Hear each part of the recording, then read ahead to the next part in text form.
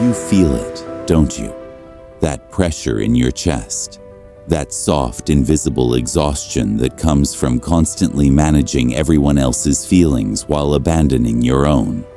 You've spent your whole life being nice. You listen. You care. You predict needs before they're spoken. You avoid conflict like it's a loaded gun. You make yourself small so everyone else can feel comfortable. And deep down, you believed a lie. If I'm nice enough, someone will finally choose me. But they didn't choose you, did they? They chose the man with boundaries, the man with edges, the man who can say no and mean it. Meanwhile, you're stuck in a pattern you don't want to admit. You're nice to be loved. You overextend to feel safe. You stay quiet to keep approval. This video is not a pep talk. It's a test. The test that 99% of men fail. Every time you recognize yourself in a line, I say, you add 1 point to your score. By the end, you'll know exactly how deep the nice guy pattern runs in you, and more importantly, how to kill it before it kills your self-respect. If you already feel called out, breathe once and stay. Your old self will want to click away. Don't. Slow the moment down. Not the big fights, not the breakups, not the screaming matches, the tiny moment. You're at dinner with your partner, your boss, or your friend. They drop a small jab, a dismissive tone, a disrespect so subtle the whole room misses it, except your body. Your stomach tightens, your jaw shifts, and for half a second, something ancient rises inside you. That wasn't okay. You want to look up and say, "Don't talk to me like that." You want to draw a clean, quiet boundary. But then it hits, the shutdown, the override, the internal command you've obeyed your whole life. Don't say anything. Don't ruin this. So you swallow your truth, force a smile, make a joke, pretend it didn't sting. This is your first nice guy failure. You don't speak, you shrink. You tell yourself you're keeping the peace, but you're not keeping the peace. You're keeping your place. Somewhere early in life, too early to remember, your nervous system learned a rule. If I am fully myself, I lose love. If I show anger, I get punished. If I need something, I'm a burden. So you built a survival skill that is brutal and invisible. You learned how to disappear while staying in the room.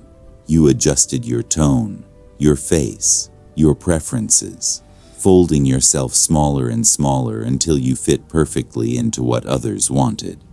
You read the room better than you read yourself. You feel her emotions more clearly than your own. You know what everyone needs. But if I ask what you need, you freeze. Your entire identity orbits one instinct. Don't upset anyone. But that instinct doesn't create peace. It creates distance. Your silence isn't kindness. It's absence. Your politeness isn't virtue. It's avoidance. Your selflessness isn't noble. It's self-erasure. And nobody can love a man who isn't there.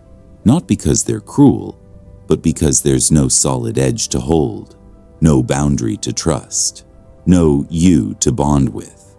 You think staying quiet protects the relationship. It doesn't. It suffocates it. People don't bond with masks.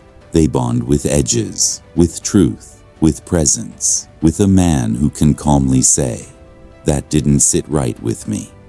When you hide your truth, the relationship becomes an illusion, and illusion always collapses. Here's the part most men avoid. Your niceness is not kindness, it's self-protection. Avoiding conflict isn't saving the moment, it's saving yourself from discomfort. Saying "it's fine" isn't maturity, it's dishonesty, with them and with yourself. And beneath all this sits one emotion: shame. Shame for having needs, shame for speaking up, Shame for being yourself. You cannot build a real life while being ashamed of existing. If this already stings, good.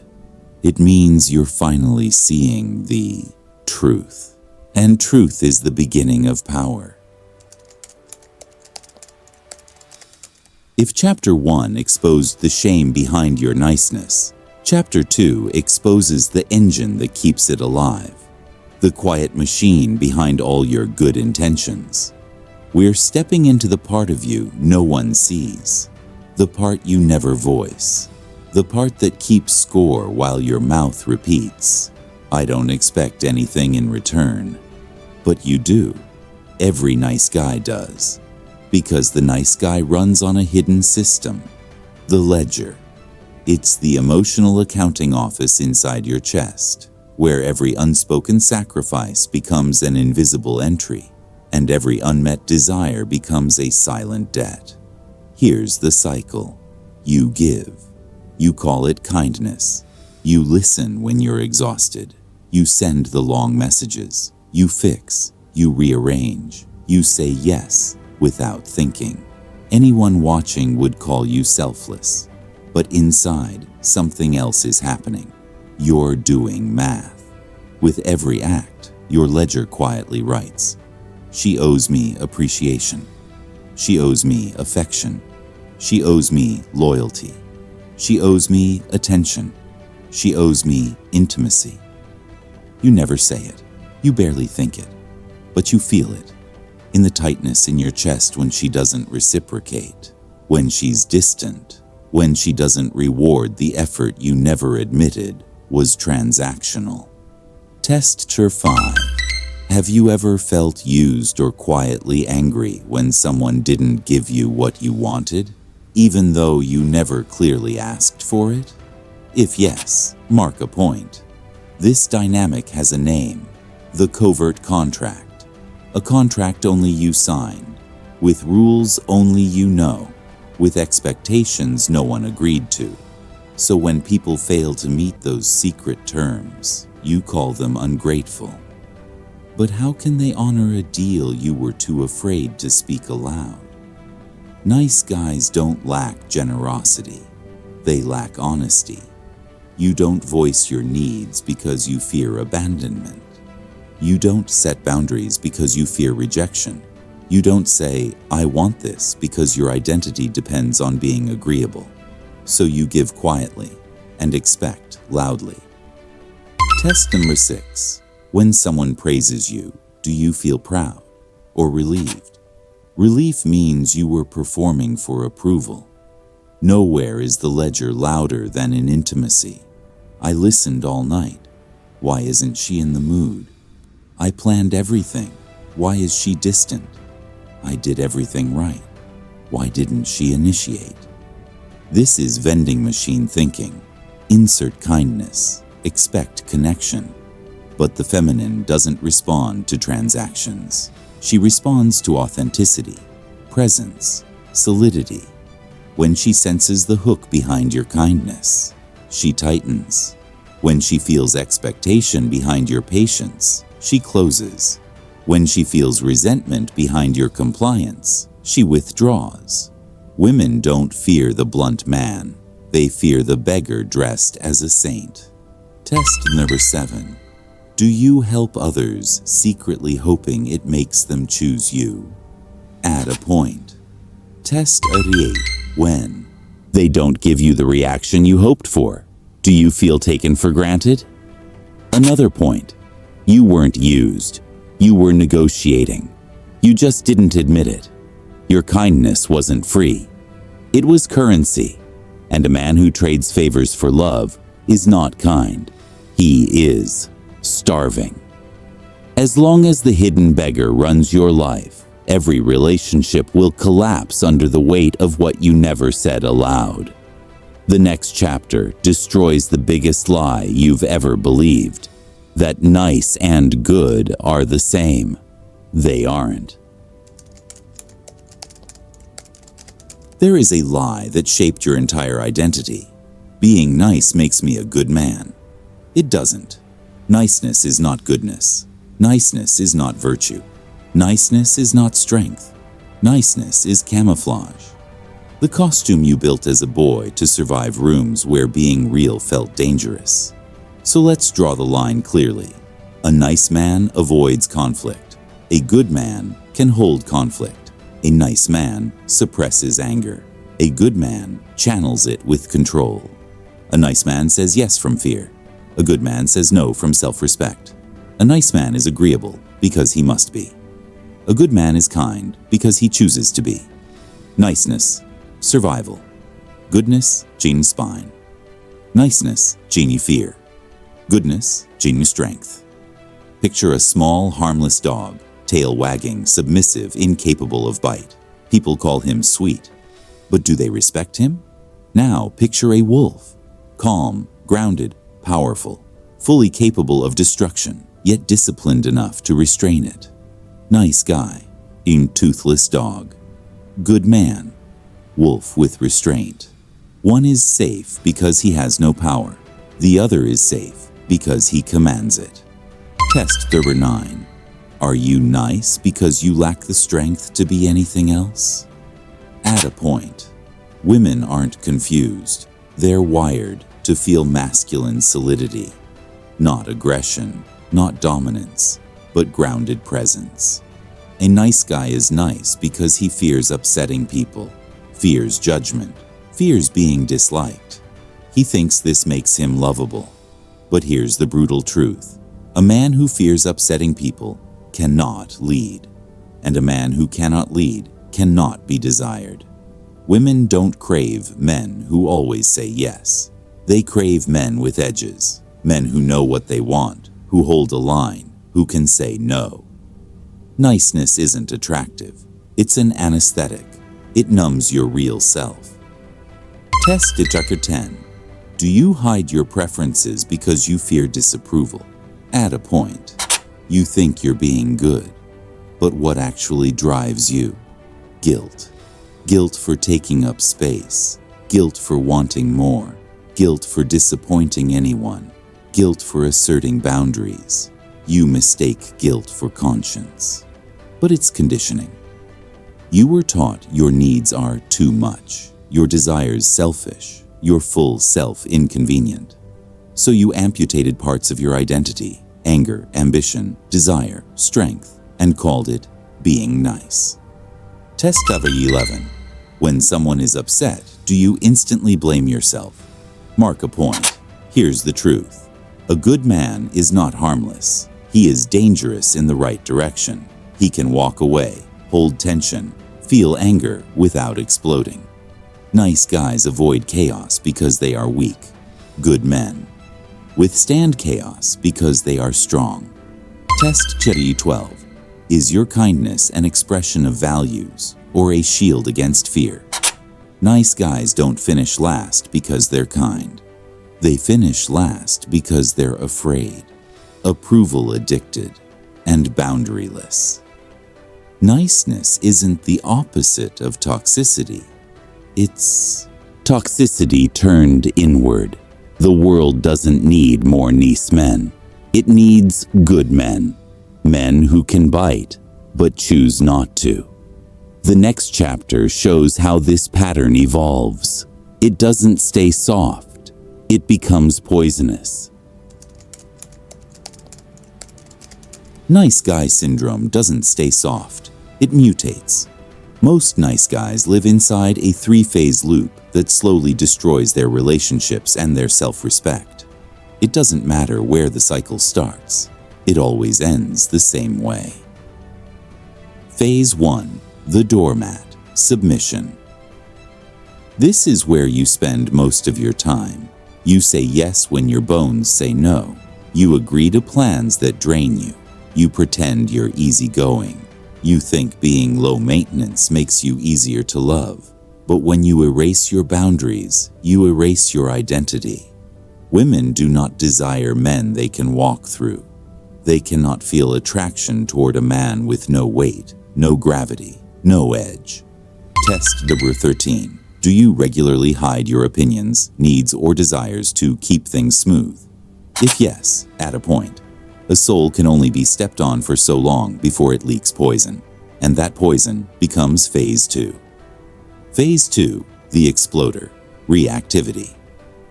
Nice guys don't get angry in real time. They store it.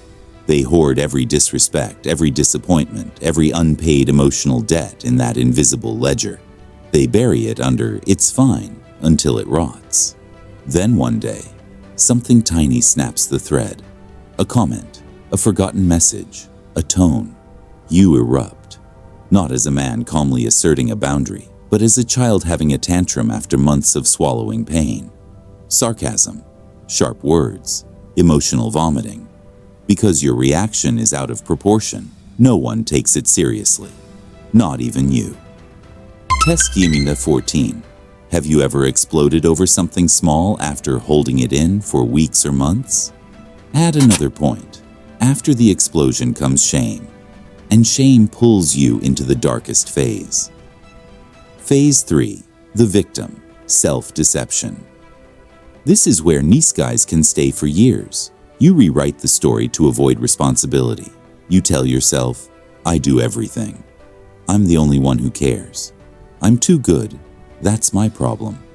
She doesn't appreciate real men. But here's the truth. You're not too good.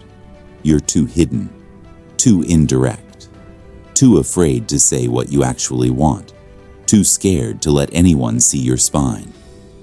Victimhood is comfortable because it gives you moral high ground without demanding any real change. Test Covert 15. Do you secretly believe people use you, even though you rarely state clear boundaries? If yes, add another point.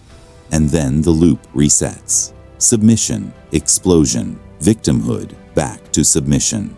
Over and over, every rotation erodes your edge, your drive, your attraction, your vitality. Not because women did this to you, not because the world is unfair, but because you never claimed your place in your own life. A man without boundaries becomes a man without shape, and a man without shape becomes a man no one can feel, follow, or respect. The only way out is reclamation, the return to self, the rebuilding of spine, truth, and no. And that begins in the next chapter. If the first 4 chapters were diagnosis, this one is surgery. You cannot fix the nice guy. You cannot negotiate with him. He is built on fear. You don't heal him. You bury him. Reclaiming your masculinity starts with one word, the word nice guys fear most. The word that reveals whether you're a man or a servant. No. Your no is not just a sound. It is your wall, your perimeter, your backbone. A man without no is not compassionate. He is compromised. He isn't generous. He's leaking. He isn't loving. He's terrified. Because no is not about rejecting others. It's about accepting yourself. Test the hour 16. When someone asks you to do something you don't want to do, do you say yes, then resent it? Add a point. Your first real no will feel like walking naked into a storm. Your heart will pound. Your throat will tighten. Your childhood conditioning will whisper, they'll leave. They'll hate you.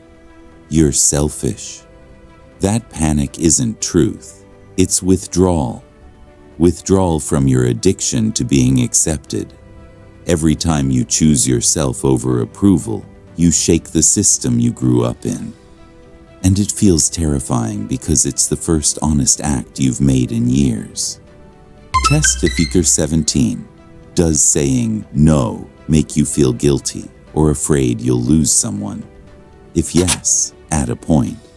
The guilt is not evidence you're wrong. It's evidence you're breaking the cycle. Nice guys pride themselves on being selfless, but their selflessness is fear. Fear of rejection, fear of conflict, fear of being seen. They give until they collapse, help until they break, serve until they disappear. This is not goodness. It's self-abandonment. You cannot protect anyone if you are empty. You cannot lead anyone if you are lost. You cannot love deeply if you don't exist fully. So your next step is simple and hard. Put yourself first, not to rebel, but to take responsibility for your life. Go to the gym, build the body, build the skill, build the life. Fill your cup so full, other people drink from the overflow, not the last drop. Test WM18. Do you feel uncomfortable prioritizing your needs? If yes, add a point. That discomfort is where sovereignty begins. As you reclaim your boundaries, your energy changes, your walk changes, your voice settles. You stop apologizing for existing. Some people will get angry, some will leave. Let them. The ones who stay will finally be relating to a real man, not a mask. Test WM19. Are you willing to disappoint others so you stop constantly disappointing yourself? If yes, you're on the right path. Now we come to the mirror. All this time you've been adding points, moments of shrinking, moments of pretending, moments of quiet resentment, moments of bargaining for love, moments of fear disguised as kindness. This wasn't just a video, it was your test. Here's how to read your score. 0 to 4 points. You're aware. You're not trapped. You have a spine, but it's soft. Your work now is strengthening boundaries before life hardens you in ways you don't want. 5 to 10 points. You're in the danger zone. You function, you survive. But you don't lead. Not in love, not in work, not in your own life. Your niceness is fermenting into resentment. Fix this before bitterness becomes your default. 11 to 15 points. This is the prison level. Your relationships feel one-sided. Your emotions are suppressed. You live in cycles of frustration, guilt, and collapse. People call you kind, but behind that kindness is exhaustion, anger, and loneliness. 19 points. Here's the truth you haven't wanted to face. You aren't being loved for who you are. You're being tolerated for the role you play, and the role is killing you. But hear this clearly. None of these scores are a life sentence. They're a wake-up call. Transformation begins the moment a nice guy sees himself clearly. Not tomorrow, not when things calm down, but now. You don't become free by adding more kindness. You become free by adding more truth, more boundaries, more no, more self-respect, more masculine integrity. The world does not reward men who abandon themselves. It rewards men who stand in themselves. If this hit you, if you felt exposed, uncomfortable, angry, or strangely relieved, good. That discomfort is the doorway. Walk through it. Before you leave, do something the old you never would. Hit like. It tells the algorithm that men are done with weakness disguised as kindness. And if you're ready to kill the nice guy, truly kill him, subscribe and join the brotherhood rebuilding masculinity from the foundation up. You've taken the test. Now take the next step. Your next lesson is waiting. Stoic detachment, the skill that makes you unbreakable. I'll see you there.